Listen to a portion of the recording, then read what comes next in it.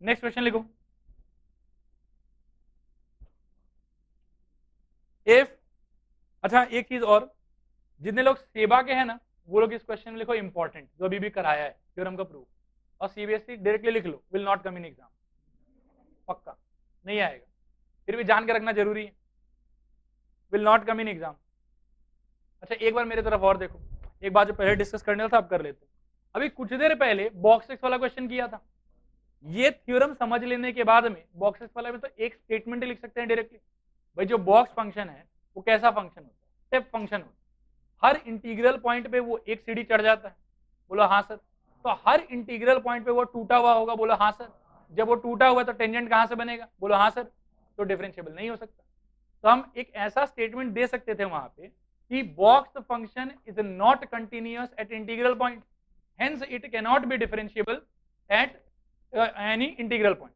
ठीक है, लिखो next question. if fx equal to if fx equal to, लिखो x square plus 3x plus a x less than equal to 1 is equal to bx plus 2 x greater than 1, ये single definition. if fx equal to this is differentiable at x equal to 1, is differentiable at x equal to 1, find the value of a and b, find the value of a and b।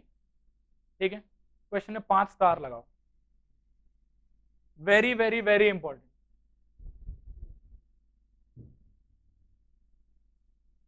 अच्छा board की तरफ देखो एक बार, पूरे chapter में ना exam में आने लायक अगर कोई क्वेश्चन तो सिर्फ यही क्वेश्चन, बाकी क्वेश्चन तो क्या कि वार्म अप के लिए करा रहे ताकि मन को अच्छा लगे कि हाँ चैप्टर पढ़ा है, क्वेश्चन भी कराया सब, लेकिन इंपॉर्टेंट क्वेश्चन यही है।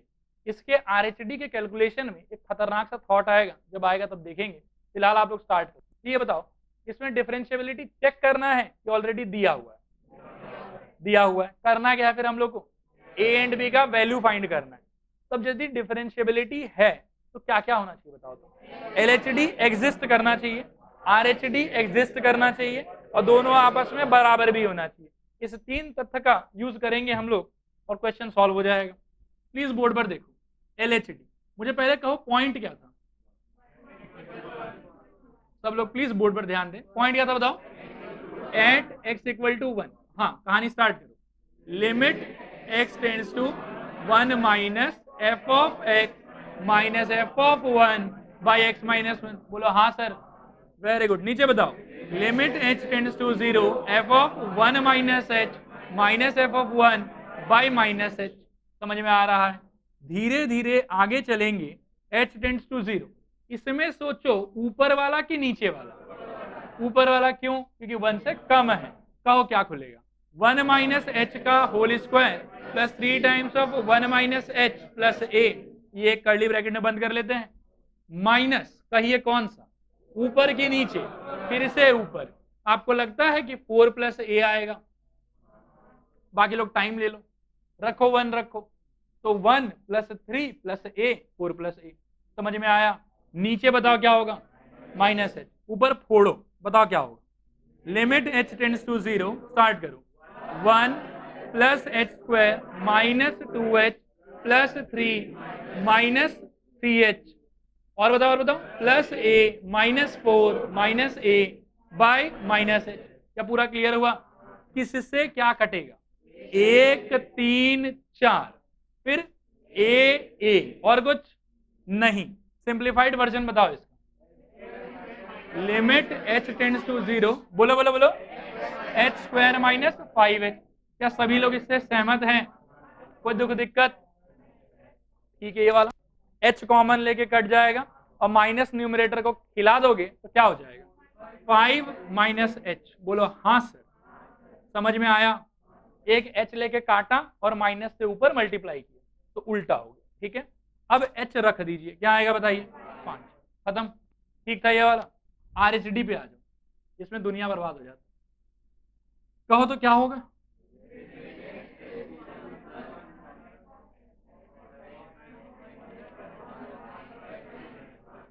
कोई दिक्कत तो नहीं है? आगे बताओ।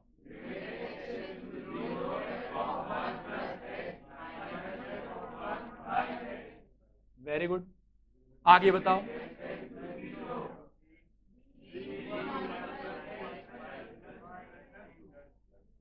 और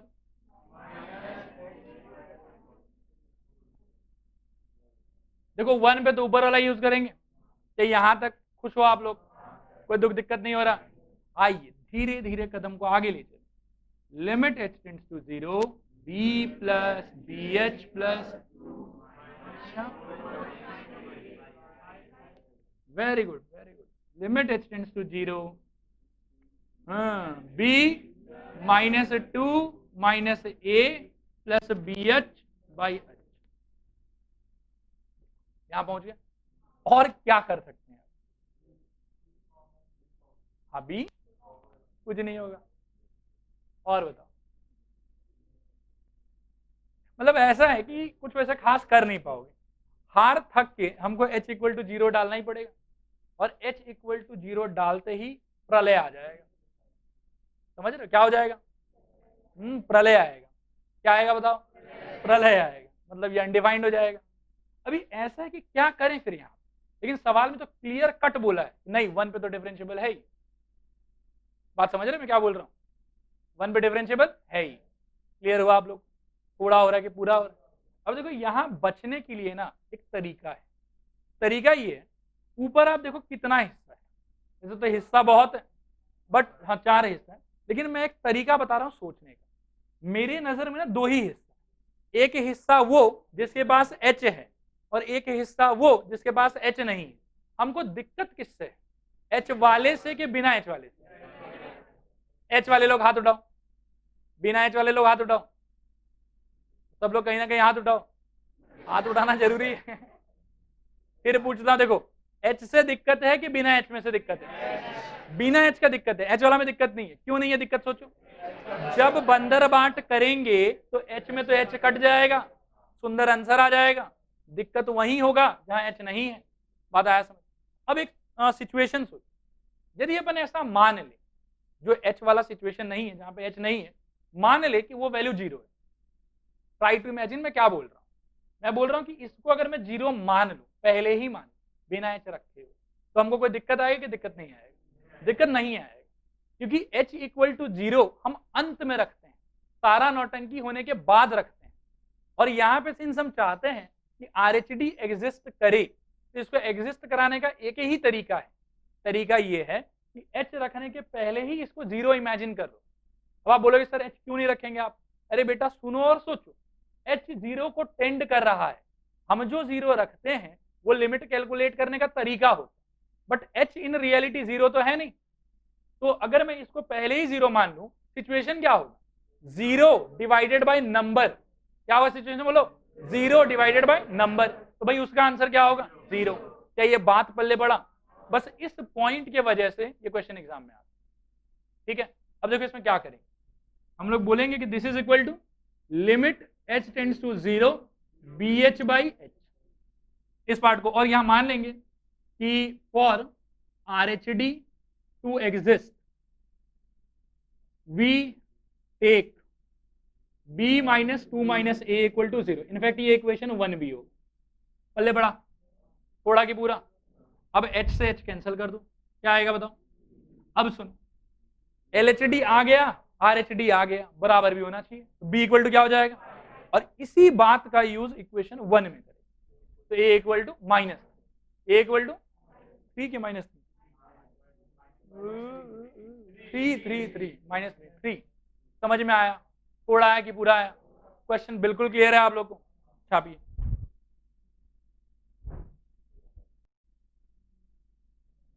हाँ लिखो। Again the function is differentiable. Again the function is differentiable at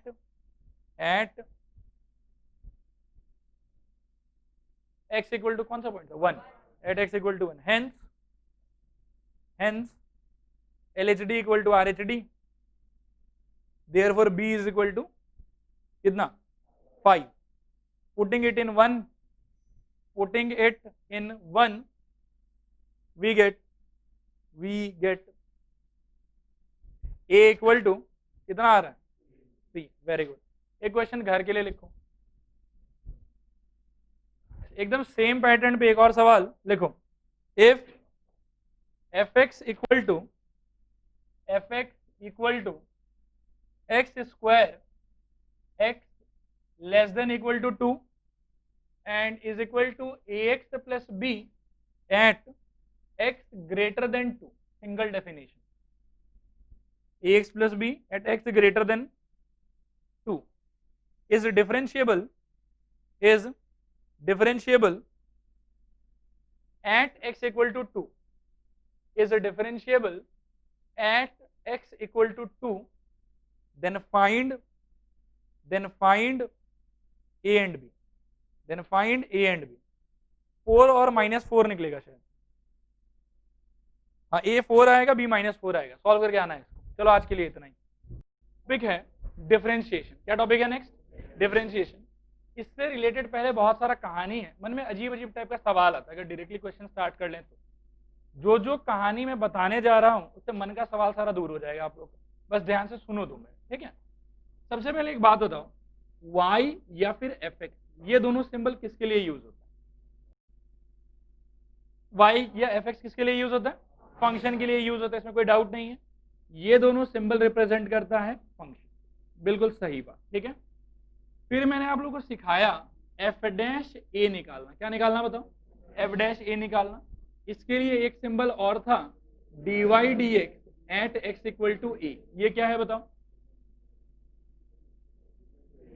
ये डिफरेंशिएशन है ना, ये है डेरिवेटिव। सुनो ध्यान से सुनो, मैं बता रहा हूं। Derivative of y equal to f of x at x equal to a।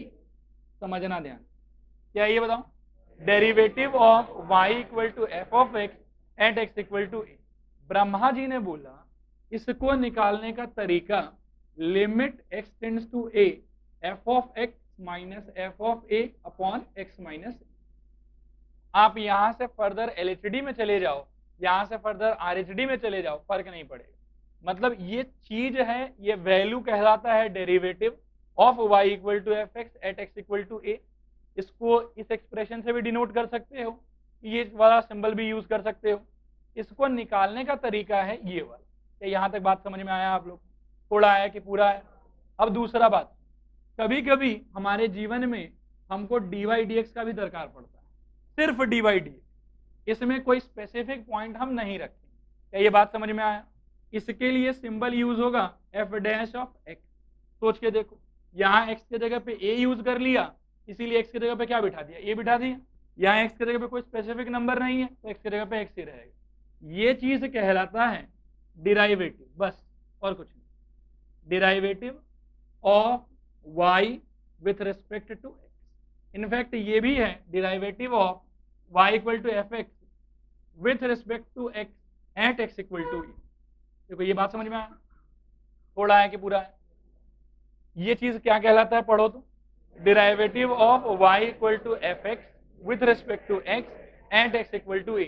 और ये चीज क्या है? ये वाला डिराइवेटिव ऑफ, इसमें भी बोल सकते हैं, सुनो, y equal to f x. F x बोलो y बोलो, बात एक ही है, फंक्शन है दोनों, ठीक है। ये क्या है बताओ? Derivative of y equal to f x with respect to x। क्या ये बात क्लियर है? अच्छा, ब्रह्मा जी ने इसका निकालने का भी तरीका बताया।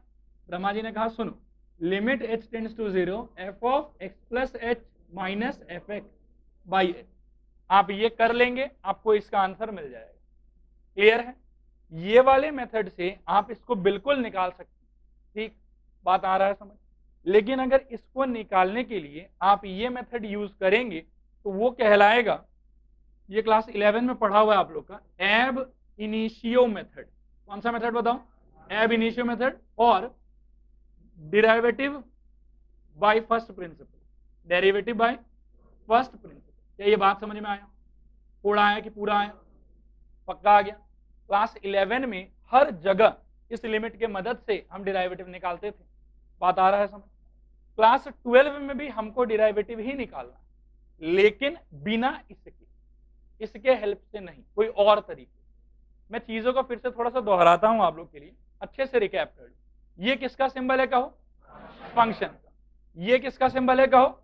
Derivative of y equal to f x with respect to x at x equal to specific point पे। ये जनरल डिराइवेटिव नहीं है, ये किसी पर्टिकुलर पॉइंट पे डिराइवेटिव का वैल्यू है। क्या है ये?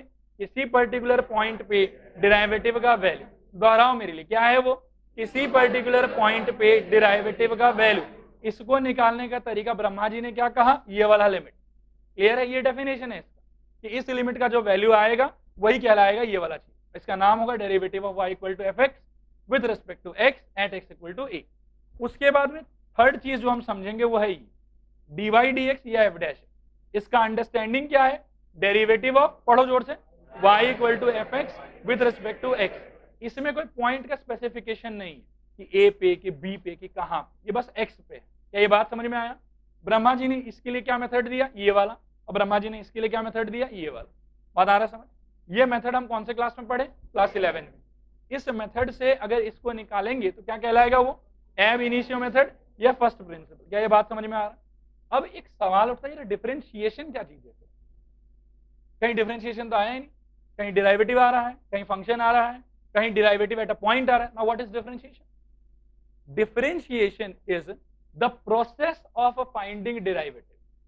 बात आया समझ? बात आया समझ? अगर आप इसके मदद से निकालेंगे उस प्रोसेसिंग को हम कहेंगे कि this is differentiation. We have a function, we do differentiation, we get a derivative. दोहराते हैं बात को, we have a function, we do differentiation and we get derivative. आज तक we were doing differentiation by this limit, but from today we will never use this limit. क्या differentiation शब्द का meaning clear हुआ? क्या है differentiation? Process of obtaining derivative. Clear है? थोड़ा है कि पूरा है? पूरा होना चाहिए। ठीक है, तो ये हो गया डेरिवेटिव बाय फर्स्ट प्रिंसिपल, या ये भी हो गया डेरिवेटिव बाय फर्स्ट प्रिंसिपल, या इन्हीं को हम कह सकते हैं कि ये डिफरेंशिएशन का तरीका है। फिर से एक बार और बोल लेते हैं। सबसे पहले क्या आएगा? फंक्शन। फंक्शन का हम क्या करेंगे? डिफरेंशिएशन। और हमको क्या मिलेगा? डेरिवेटिव मिलेगा। डेरिवेटिव को पाने के लिए जो भी कुछ आप करते हैं वही कहलाता है डिफरेंशिएशन। यही चीज पूरा क्लियर हुआ? पूरा हुआ कि पूरा हुआ? 100% हुआ। अब बात सुनो आगे। अभी तक जो आप कर रहे थे ये था डिफरेंशिएशन का एक तरीका जिसको अपन कहते हैं फर्स्ट प्रिंसिपल। ये था डिफरेंशिएशन का एक तरीका जिसको अपन कहते हैं फर्स्ट प्रिंसिपल। क्लास 12 में अपन डिफरेंशिएशन का और नया नया तरीका एक्सप्लोर करेंगे कि बिना इस लिमिट के हम कैसे फाइंड कर सकते। अब मैं आपको एक चीज दिखाता हूं, बिल्कुल ध्यान से देखना सब लोग। ये तो शायद सबको ही मालूम होगा आप लोग में से कि D d x of sine x क्या होता है। इसमें तो किसी को कोई आपत्ति नहीं है, सबको बिल्कुल क्लियर है ये वाला चीज। ये कैसे आता है वो ध्यान से देखना। अगर सपोज करो एफ एक्स इक्वल टू आप साइन एक्स पकड़ लिए, सुनो एफ एक्स इक्वल टू क्या पकड़ रहा हूं मैं? Sine x. हमको ये रिजल्ट ऑलरेडी पहले से मालूम है कि D d x of sine x करने से कॉस एक्स आएगा। अब मैं आपको दिखाना चाहता हूं कि ये आता कैसे। सुने ध्यान से, अगर हमको डी डी एक्स करना है किसी का, उसका तरीका हमको ब्रह्मा जी ने क्या बताया? ये वाला। हम ये कैलकुलेट करें। सुनो देखो, एफ एक्स को पकड़ा साइन एक्स। अब हम करेंगे limit h tends to 0 f of x plus h minus f of x by h। समझ में आ रहा है भैया? यही चीज तो है f डैश एक्स, ये यही चीज तो है d d x of F x. या फिर यहाँ पे इसी एफ एक्स को तो पकड़ा साइन एक्स, तो ये क्या है? यही है d d x of sine x. बोला हाँ सर। समझ में आ रहा है? थोड़ा आ रहा है कि पूरा आ रहा? अब सुनो बात ध्यान, एफ एक्स साइन एक्स है तो कहो मेरे को कि f of x plus h क्या होगा? Sine of x plus h. बोलो हाँ सर। एफ एक्स क्या होगा? Sine x. नीचे देखो एच। क्या ये बात समझ में आया? थोड़ा आया कि पूरा आया? साइन सी माइनस साइन डी। फिर दोहराते हैं, साइन सी माइनस साइन डी। फॉर्मूला कहो क्या होता है? लिमिट h टेंड्स टू 0, बोलो, two sine c minus d. तो x plus h minus x by two into cos c plus d by two by h. बोलो हाँ सर। कोई दिक्कत कहीं पे भी? अच्छा सुनो, यहाँ पे x x कैंसिल हो जाएगा। क्या आएगा बताओ? Limit h tends to 0 two sine h/2 into cos 2x plus h/2 समझ में आ रहा है? अब सुनो बात ध्यान से,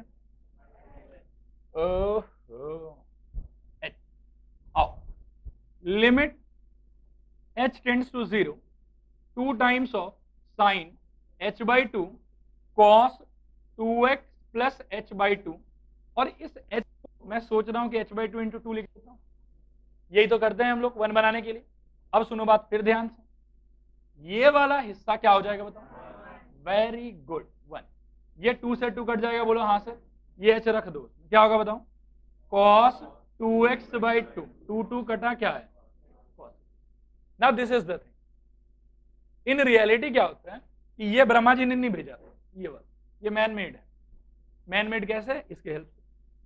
बात आया समझ? क्लास 12 में हम क्या करेंगे, इस प्रकार का all around 20 result, sine x का डिफरेंशिएशन, कॉस एक्स का डिफरेंशिएशन, लॉग एक्स का डिफरेंशिएशन, रूट एक्स का डिफरेंशिएशन, एक्स का डिफरेंशिएशन, एक्स स्क्वायर का डिफरेंशिएशन, ऐसा अराउंड 20 रिजल्ट हम याद करेंगे। जो रिजल्ट मैं लिखाऊंगा वो ऐसा नहीं कि ऊपर भगवान के घर से आया, वो रिजल्ट अपन ये वाले लिमिट की मदद से निकाले।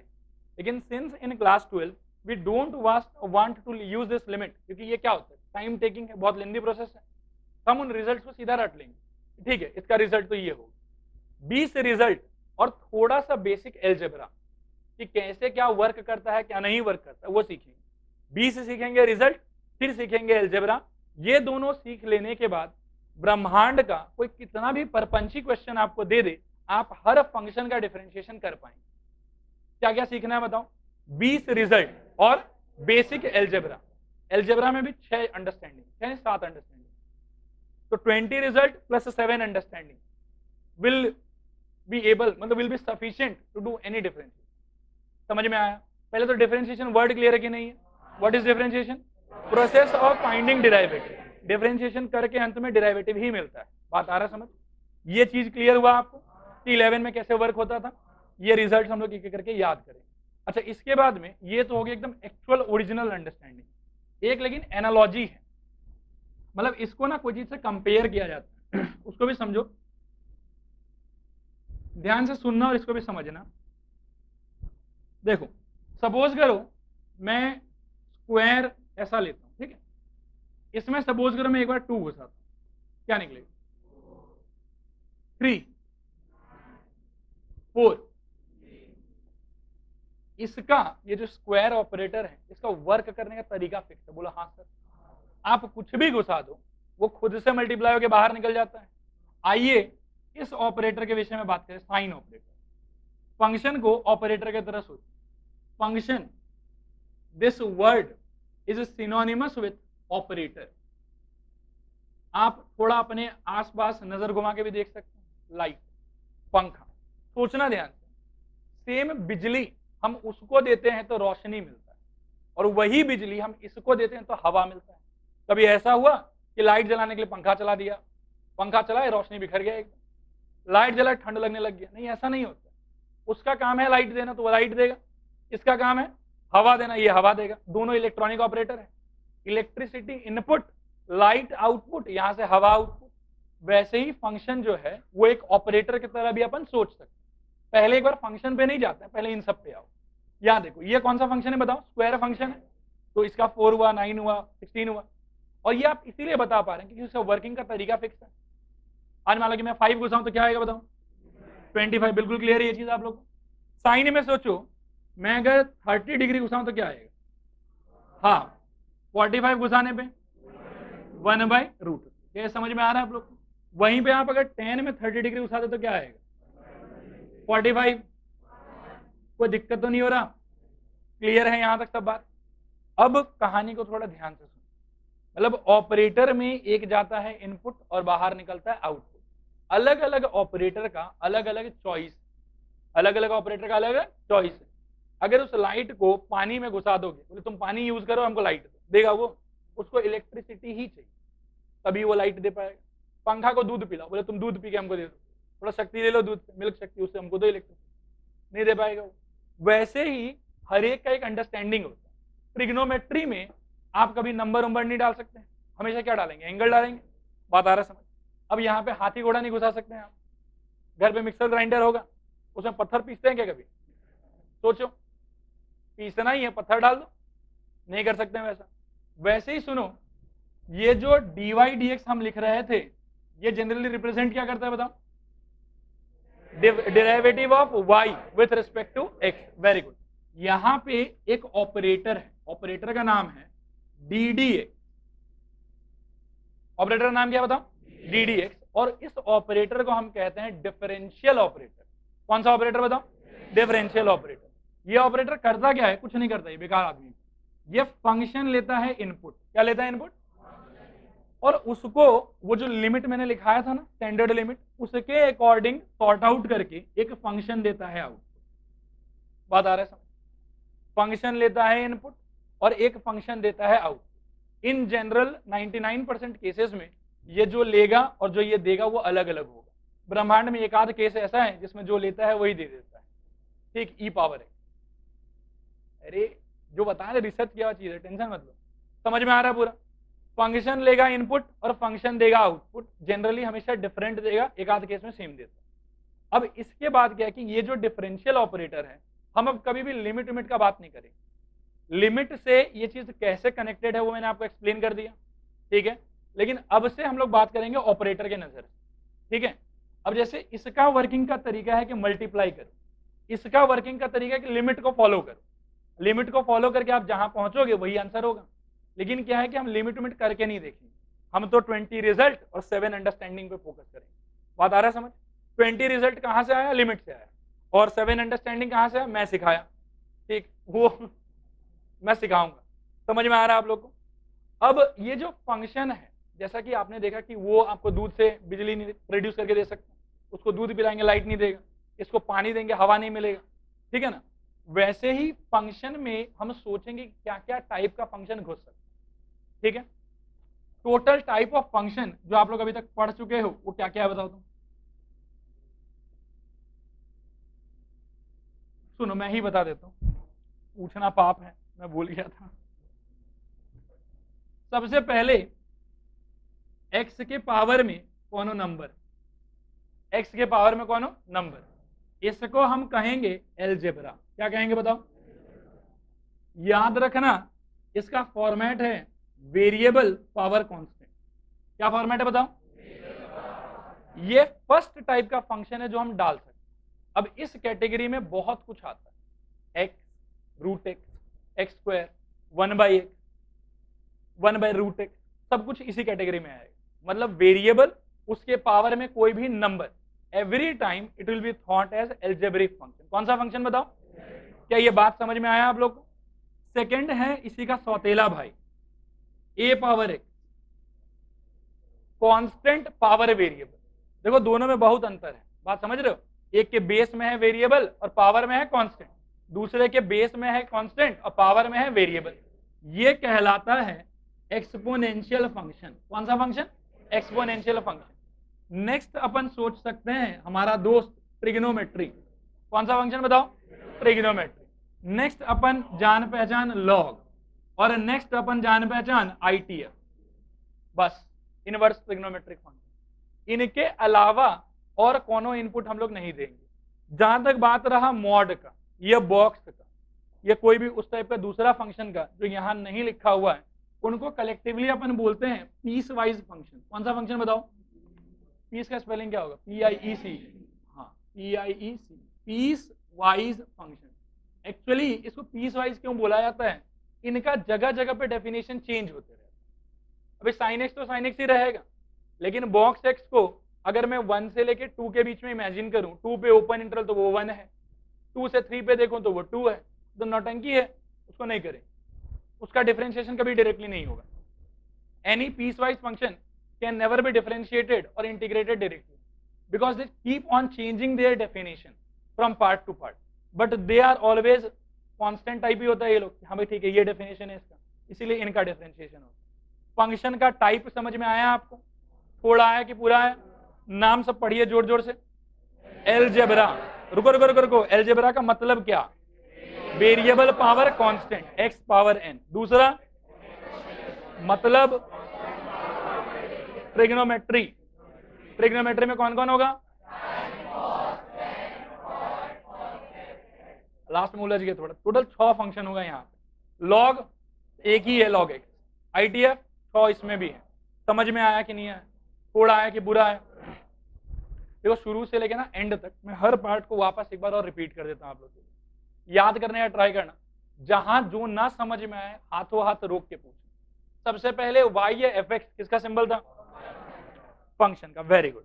उसके बाद में dy dx at x equal to a slash f dash of a, ये किसका सिंबल था? Derivative of function y equal to fx with respect to x at x equal to a। इसको निकालने का ओरिजिनल तरीका क्या है? Limit x tends to a f of x minus f of a divided by x minus a। पहला बात हो गया। दूसरा बात हो गया। तीसरा बात है dy dx या f डैश ऑफ x। ठीक है, ये क्या है? Derivative of y equal to fx with respect to x। इसमें कोई पॉइंट उंट का नाम नहीं बोले, ये बस डिराइवेटिव है। इसको निकालने का फिक्स तरीका limit h tends to 0 f of x plus h minus f x by h। समझ में आ रहा है आप लोग? अब क्या है कि फंक्शन उसका डिराइवेटिव और यहां से यहां जाने के लिए जो करोगे वो कहलाता है डिफरेंशिएशन। मतलब फंक्शन है, डिफरेंशिएशन करो और क्या निकल जाएगा? डिराइवेटिव। डिफरेंशिएशन करने का अभी तक हम लोग को मात्र एक तरीका आता था, वो था फर्स्ट प्रिंसिपल कि लिमिट एक्चुअल डेफिनेशन को फॉलो करें। बात आया समझ? बहुत टाइम टेकिंग है, बहुत ही बेकार है, इसीलिए हम नया मेथड सीखना चाहते हैं। नए मेथड में हमको करना क्या है? 20 स्टैंडर्ड रिजल्ट एंड 7 अंडरस्टैंडिंग। बस ये चीज हमको मिल जाएगा तो हम ब्रह्मांड के किसी भी फंक्शन का डिफरेंशिएशन ऐसे कर पाएंगे। कोई टेंशन वाला बात नहीं। समझ में आ रहा है आप लोग? ये था एक्चुअल अंडरस्टैंडिंग। इसके बाद में क्या है कि ये जो डिराइवेटिव अपन करते हैं ना, वो जो फंक्शन है उस ऑपरेटर को जैसे स्क्वायर करते हैं हम लोग कि एक को एक से मल्टीप्लाई करो, उसका सिंबल क्या है? माथे पे 2 लगा दो। क्यूब करना है, माथे पे 3 लगा दो। अंडरस्टैंडिंग है कि एक बार, 2 बार, 3 बार मल्टीप्लाई मल्टीप्लाई कर दो, लेकिन सिंबल क्या है? क्यूब लगाना। रूट निकालना है, सिंबल क्या है उसका? स्क्वायर रूट लगाना। वैसे ही डिफरेंशिएशन करना है तो उसका सिंबल होता है ddx करना। क्या करना बताओ? ddx करना।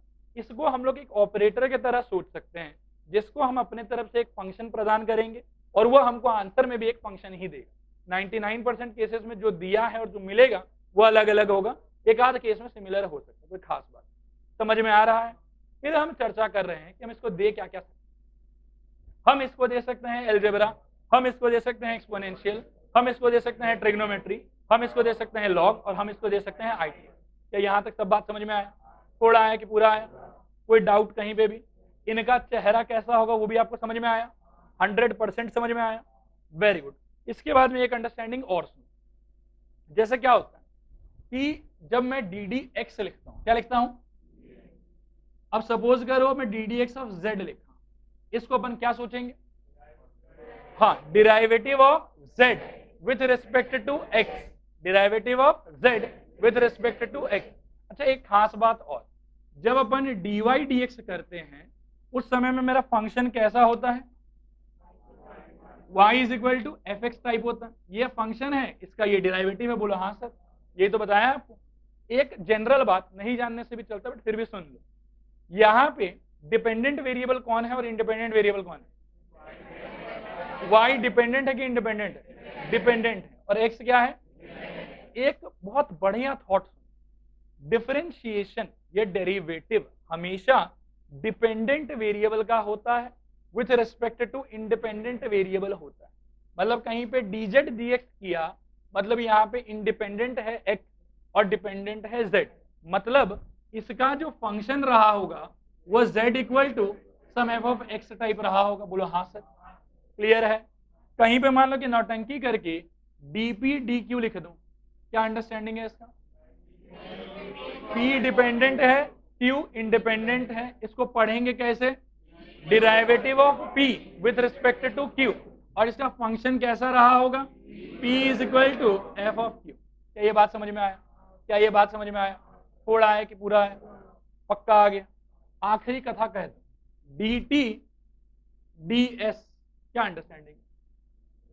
Derivative of t with respect to s। t क्या है? Dependent variable. एस क्या है? Independent variable. फंक्शन कैसा रहा होगा? t is equal to f of s. समझ में आया? कोई डाउट कहीं पे भी?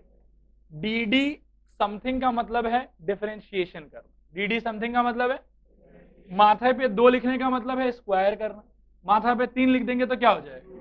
क्यूब।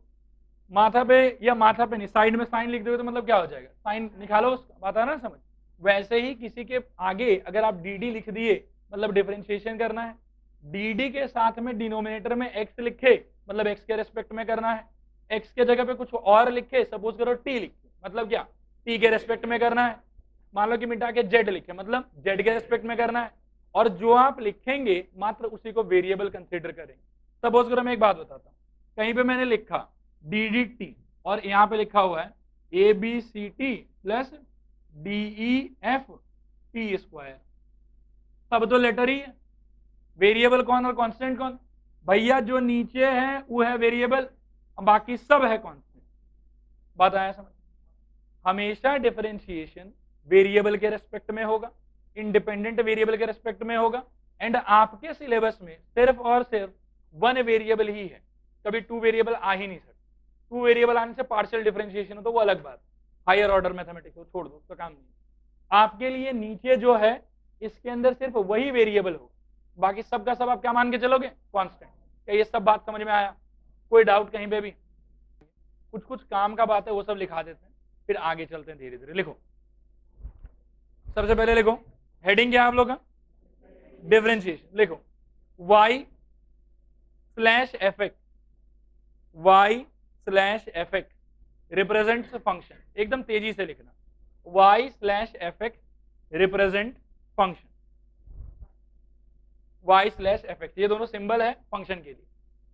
फिर नीचे लिखो dy dx slash F dash x, dy dx slash F dash x represent derivative of the function with respect to x, derivative of the function with respect to x, full stop. For finding this, इसी में continue करो, for finding this the actual method is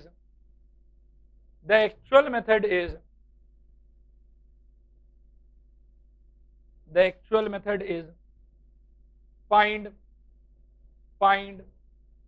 देखो limit h tends to 0, f of x plus h, limit h tends to 0 f of x plus h minus fx by h. But this is a very lengthy and time consuming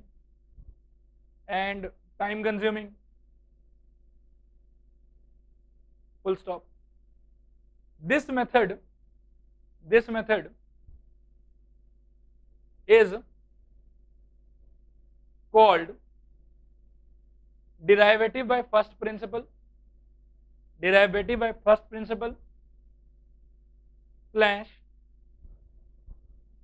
derivative by ab initio method, ये नाम यहाँ board पर लिखा हुआ है, derivative by ab initio method, full stop. नए paragraph में लिखो in class 12 we will avoid this. Instead we will use 20 standard result and 7 understanding to find a derivative without using limit, ठीक है? इसके नीचे एक पॉइंट स्टार करके लिखो, the process of finding derivative is called differentiation, ठीक है। एक फ्लो चार्ट बनाओ, ऐसा बनाओ, फंक्शन एरो, इस पे लिखो डिफरेंशिएशन और यहाँ लिखो डिराइवेटिव, मतलब फंक्शन का डिफरेंशिएशन करके डिराइवेटिव मिलता है। फंक्शन एरो, एरो पे लिखो डिराइवेटिव, सॉरी डिफरेंशिएशन, और रिजल्ट में लिखो डिराइवेटिव। कि फंक्शन का डिफरेंशिएशन करेंगे तो डिराइवेटिव मिलेगा, ठीक है। यहां तक पढ़ो एक बार, काफी बात इसमें कवर हो गया। लिखो डीवाई डी एक्स, स्टार करके इसे बात लिखते जाना बस। डीवाई डी एक्स, एरो देके लिखो derivative of y with respect to x, derivative of y with respect to x. नीचे लिखो dy dz, derivative of y with respect to z। फिर नीचे लिखो dp dq, एरो देके लिखो derivative of p with respect to q। समझ में आया? क्लियर है ये वाला चीज? अच्छा आगे चलो, नेक्स्ट लिखो। नेक्स्ट ये वाला बात लिखो पहले, d d x of small f के ऊपर में एन, मतलब d d x of function equal to capital f माथे पे n. D d x of ऐसा लिखना है, d d x of small f n, मतलब फंक्शन इज इक्वल टू में भी फंक्शन ही निकलेगा बट अलग निकलेगा फंक्शन, ठीक है। नीचे फिर लिखो d d x of f of n, बस ये वाला पार्ट लिखो, ये वाला d d x of small f माथे पे एन, और स्मॉल एफ से 1 2 3 4 5 एरो बनाओ और ये नाम लिख लो। स्मॉल एफ, एक्स थोड़ी है, फंक्शन का टाइप है। स्मॉल एफ से लाइन खींचे 5 लाइन और पांचों लाइन पे नाम लिखें। ये 5 प्रकार का फंक्शन हो सकता है।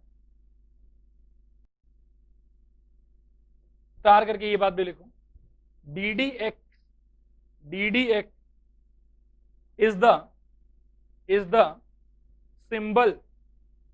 symbol of performing differentiation, ddx is the symbol of performing differentiation with respect to x, differentiation with respect to x।